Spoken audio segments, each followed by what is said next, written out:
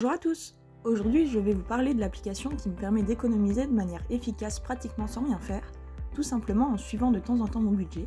Il ne s'agit pas d'une vidéo sponsorisée, mais simplement de mon point de vue sur cet outil, dont je souhaitais vous partager les avantages qui m'ont permis d'économiser facilement. Il s'agit donc de l'application Bankin, qui est totalement gratuite et que je vais vous présenter sans attendre. Tout d'abord, il faut savoir que l'application est directement reliée à votre banque, vous n'avez donc pas besoin de rentrer manuellement chacune de vos dépenses et chacun de vos revenus un par un. Tout est automatique. C'est un sacré gain de temps lorsqu'on veut suivre ses comptes en un coup d'œil. Vous avez accès en direct aux sommes de chacun de vos comptes, mois par mois, ainsi qu'à votre épargne sur votre livret A, votre LEP ou votre LDD. On y trouve en premier lieu son compte courant et son encours bancaire, ce qui vous affiche de manière claire l'argent qu'il vous reste de disponible. Deuxièmement, un des points les plus pratiques également, chaque dépense et revenus sont classés en catégories, comme l'alimentation, les transports, les loisirs, le logement, les frais bancaires, avec des sous-catégories comme pour l'alimentation, il y a les sous-catégories épicerie, supermarché, café, fast-food, restaurant, etc. C'est super pratique au quotidien car en plus de cela, vous pouvez affecter une dépense qui se retrouverait dans loisirs par exemple, dans une autre catégorie ou sous-catégorie. J'ai souvent le cas lors de mes dépenses carburant qui parfois se retrouvent dans la catégorie alimentation car la station dépend d'un supermarché. Dans ce cas, il peut y avoir besoin de réaffecter certaines dépenses. Mais ça peut aussi être le cas pour une dépense loisir qui est en fait un cadeau. Vous pouvez donc la catégoriser au bon endroit et avoir un aperçu réaliste de votre budget à la fin du mois. Troisièmement, il est également possible de budgétiser un prévisionnel de vos dépenses sur le mois en attribuant un budget maximal à ne pas dépasser pour chaque catégorie. Par exemple, dans mon cas, j'estime mon budget prévu pour les transports à 110 € par mois, mon budget alimentation à 100 €, etc. Vous avez donc un aperçu de vos dépenses mensuelles prévues pour la fin du mois avant même que celui-ci ait commencé. C'est très pratique pour savoir si vous partez déjà avec des dépenses élevées pour le mois et si vous risquez de dépasser vos revenus, ce qui n'est pas bon signe. Cela vous permet donc de réajuster certains budgets, je pense particulièrement à celui des loisirs qui pourrait être diminué dans des cas comme celui-ci. De cette façon, j'ai pu budgétiser afin de me retrouver niveau dépenses et revenus, de manière à dégager une épargne systématique chaque mois d'environ 500 €, soit 34% de mon salaire sans compter mes 300 € d'investissement supplémentaires chaque mois, soit un total de 55% de mes revenus en moyenne.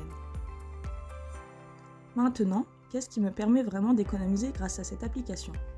Tout d'abord, c'est de pouvoir suivre en un clic où je me situe niveau dépenses, notamment en regardant mon encours bancaire par rapport à l'argent sur mon compte courant. Je peux savoir si mon compte courant est assez rempli pour couvrir mes encours. Connaître ce montant me met personnellement une barrière psychologique qui m'empêche de dépasser l'argent disponible sur ce compte. Je fais aussi systématiquement un virement en début de mois vers mes comptes épargne pour ne pas m'inciter à dépenser cet argent. Avec le temps, je sais que je peux faire un premier virement de 400 € vers mon livret A par exemple, une fois que j'ai reçu mon salaire. Cette somme est officiellement dédiée à l'épargne, en faisant ce virement je suis moins enclin à l'utiliser, alors que si je ne le fais pas, je vais considérer cette somme disponible et je risque de dépenser plus sur le mois. C'est donc un bon moyen d'économiser. En complément, ce que je fais systématiquement, c'est de regarder une fois à plusieurs fois par semaine mon budget prévisionnel comparé à mon budget réel. Je peux ainsi voir quelles dépenses sont encore possibles pour les dépenses variables ou à prévoir pour les charges fixes. Grâce à cela, je peux estimer si je rentre dans mes estimations ou si certaines dépenses ont dépassé le budget prévu, ce qui peut arriver. Le but est donc pour le mois prochain de savoir si ce budget sera à nouveau dépassé ou si c'était un mois particulier qui a fait augmenter le budget. En effet, il y a toujours des imprévus qu'on ne peut pas forcément prévoir. Ce que je fais, c'est de mettre une petite somme en budget divers au cas où il y aurait des dépenses non prévues durant le mois. Ça me permet de ne pas être frustré en cas de dépassement de budget ou de me retrouver à court d'argent sur mon compte courant, et dans ce cas, il n'y a pas d'imprévu, cette somme est directement économisée. De plus, pouvoir faire mon budget à l'avance et savoir combien je vais potentiellement dépenser durant le mois me permet d'être plus sereine et de me fixer ces objectifs à ne pas dépasser lorsque je suis plus regardante sur mon budget, surtout si une grosse dépense est tombée dans le mois. Personnellement, je ne me mets pas une grosse pression par rapport au budget prévisionnel car celui-ci avec le temps est devenu assez représentatif de mes dépenses, donc malgré certains imprévus, je rentre la plupart du temps dans mes frais. Ce sont surtout les loisirs qui peuvent être supérieurs aux dépenses prévues. Si vous avez vu ma vidéo sur mon budget 2022, vous savez donc de quoi je parle. On peut voir que d'octobre à novembre, j'ai une baisse assez importante de mon épargne. En effet, j'ai investi une partie de mon épargne dans des projets d'investissement de la première brique. Mon fonds d'urgence ou épargne de précaution me permet toujours de couvrir mes besoins pour minimum 6 mois, en cas de difficulté comme une panne de voiture par exemple.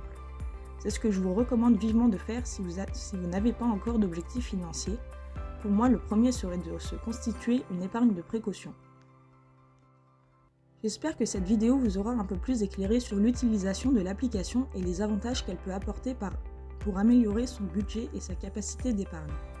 N'hésitez pas à partager en commentaire vos questions et à mettre un like si vous avez aimé cette vidéo, cela aide beaucoup la chaîne. Je vous remercie et je vous dis à bientôt pour une prochaine vidéo.